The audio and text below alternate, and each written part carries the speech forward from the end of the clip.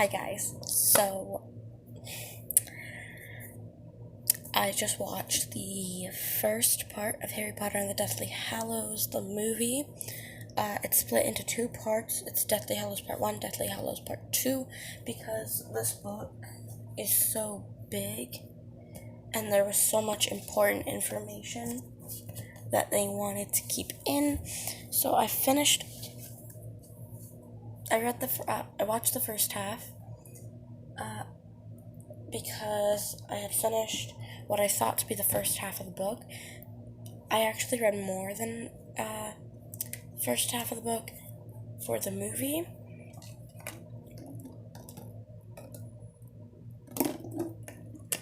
So basically it's going to be like a comparison of what happened in the movie compared to how it happened in the book. So the movie starts off with Hermione Granger, and she seems very sad. And then it cuts to Harry, the Dursleys are moving out, and then to Ron, and he's looking like real nervous and stuff. And then it cuts back to Hermione, and she erases all of her parents' memories that they have of her. So now they think that they don't have a daughter. So, like, you actually see it play out on screen.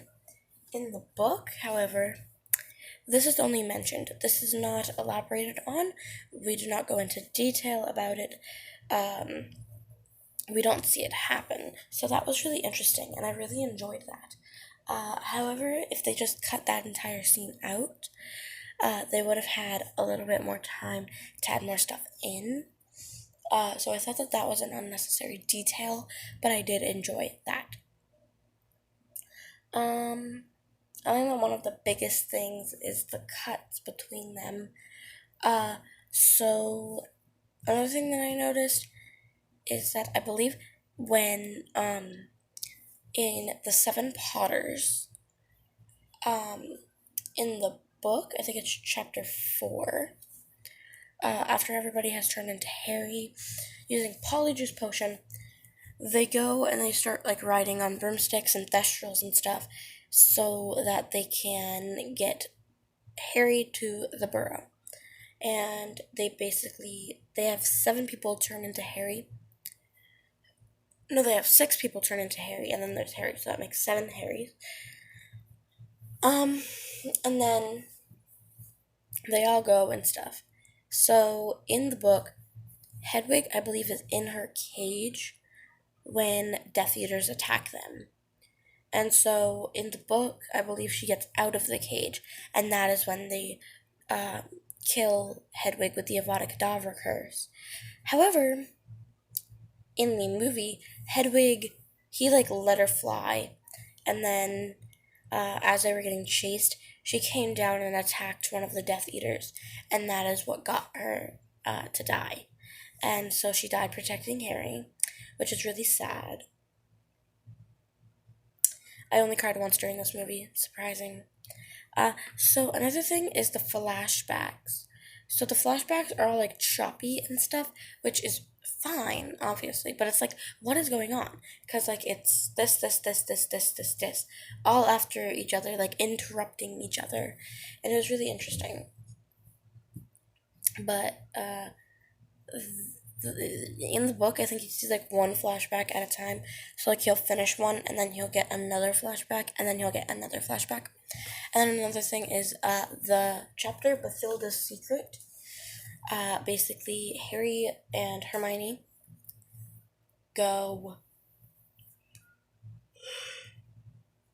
to Godric's Hollow to find Bathilda Bagshot, and she turns into the Nagini. Nagini comes out of her.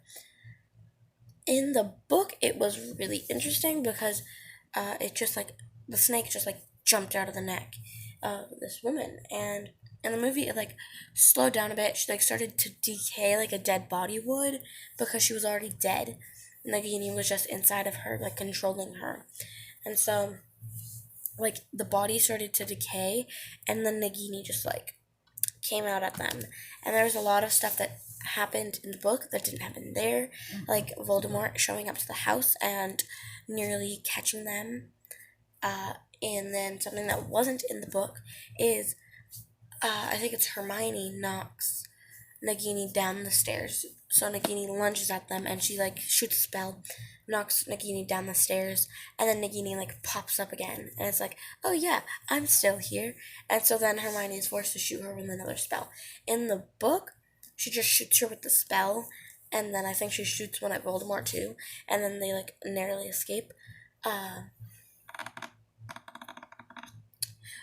oh boy, I like the movie version of that specific part better.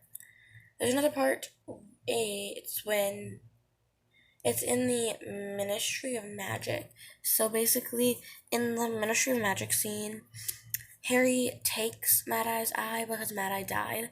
So he takes Mad Eye's eyeball out of Dolores Umbridge's door and like buries it under a tree in like memory of Mad Eye Moody. That didn't happen. He left the eyeball there for some reason.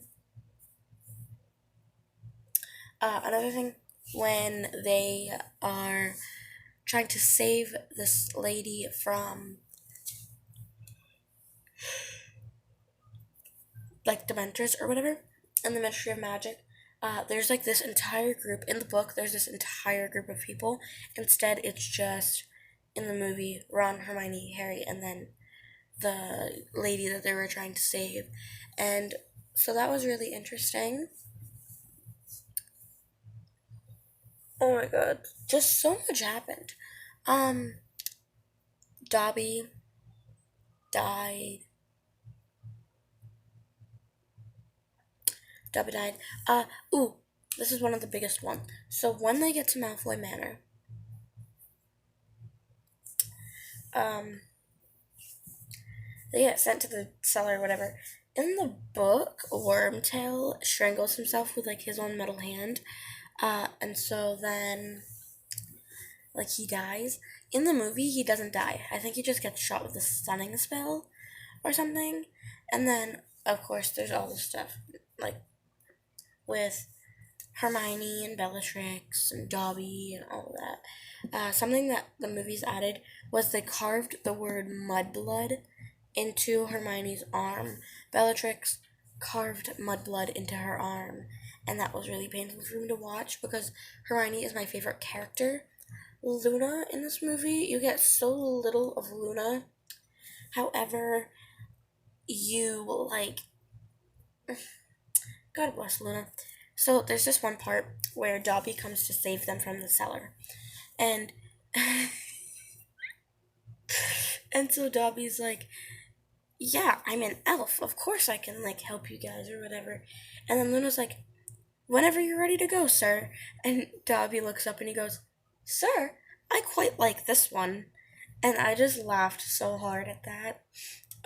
But Luna is just like, Xenophilius Lovegood, we don't like him here. Draco Malfoy, he helped Harry, and I want to know why. Because in the book, he also helped Harry, and I want to know why, considering they literally hate each other. But he saved Harry. He said, can't be quite sure if this is him. Face is too messed up. And like, he knew that it was Harry. Pretty sure. So, that happened. Something else. The movie ended with Voldemort. The movie ended with Voldemort taking the Elder Wand from Dumbledore's grave. That has not happened yet, I don't think. In Harry's mind, we've seen Voldemort planning to take the Elder Wand. I don't think he's actually taken the Elder Wand yet. So, the next thing is more of like a bone to pick with this movie. So, Dumbledore. In the sixth book, Dumbledore is buried on Hogwarts grounds. He is not carried out to a, like, island in the middle of a lake. Where the heck did that idea come from? So in the Deathly Hallows movie, part 1, when the movie ends, Voldemort goes on a boat across a lake to a island, breaks open Dumbledore's tomb, and takes the Elder Wand. Since when was Dumbledore's tomb buried on an island in a lake? I don't know. Overall, I give this movie a 4.5 stars. Order of the Phoenix is still my favorite movie. Yeah, I have about 205 pages left. I'm going to try to finish it tonight. If not tonight, then I will definitely be finishing it tomorrow, depending on how much I read. Then we're going to start it all over again. I'm going to be reading Cursed Child as well. But I don't know if I'm really in the mood for a script right now. I know that I can get through it, quickly. Probably get through a script? I can probably get through a script in, an hour. Less than that. No clue. But when I'm done this one, if I choose to read Cursed Child after this, then after Cursed Child, I'll do it. But as of now, after I'm done Deathly Hallows, I'm going to hop right back into the series with the Sorcerer's Stone all over again. I'm going to be using my illustrated edition. After that, Harry Potter and the Chamber of Secrets. Then Harry Potter and the Prisoner of Azkaban, Harry Potter and the Goblet of Fire, the illustrated edition, then Order of the Phoenix, then Half-Blood Prince, and then Deathly Hallows. And then if I don't get to Cursed Child the first read through, the second read through, I will definitely be getting to it. Same with A History of Magic. That's sort of like a mood read, considering that it's nonfiction. So I'll read that when I'm in the mood for that. But I do want to read it at some point. So, yeah. That's what's going down.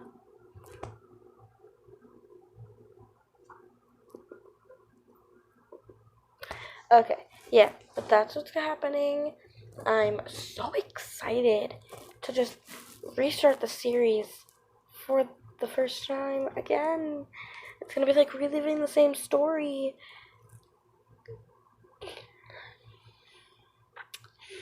I'm so weird sometimes. Anyway, I'm gonna go read. Thank you guys for watching. Like I said, reread book reviews will be coming. So once I'm finished Deathly Hallows, and then I finish the first book all over again, expect a review for the first book, and then the second book, and then the third book, and then the fourth book, and then the fifth book, then the sixth book, then the seventh book, and then Cursed Child.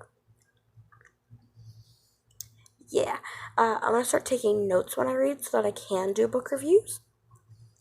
So when I read Harry Potter and the Sorcerer's Stone, illustrated edition, I'm also going to be writing down my favorite illustration in the book and what page it is, because I'll also be doing things like my favorite part, my least favorite part, my favorite character from that book, and my least favorite character from that book. So yeah. Also, at the end of the series, when I reread it, I will be ranking the endings to the book, or I might rank the endings to the book. I will be ranking the books themselves, and I will also be ranking their covers. And then I will go through, I don't know. I guess I'll rank, I want to find something to rank. Ooh, I'll rank the ending. No, I already said that. I'll rank, the battle scenes or, the beginnings to the book. So I'm definitely going to have to take notes on those. So that's what I'm going to be doing. I'm also going to be taking notes through and feelings about that and everything. So yeah, and then I'm going to do that with every book that I read that I'm going to do a review for. So things like Hateful Things, Cell, and Dreamcatcher by Stephen King, or P.S. I Still Love You, and Always and Forever Laura Jean. Ow. Or The Iron Trial. Just stuff that I'm going to be doing book reviews for. And I'm saying this now, then I actually have a reason to do them. So yeah, thank you for watching. Goodbye!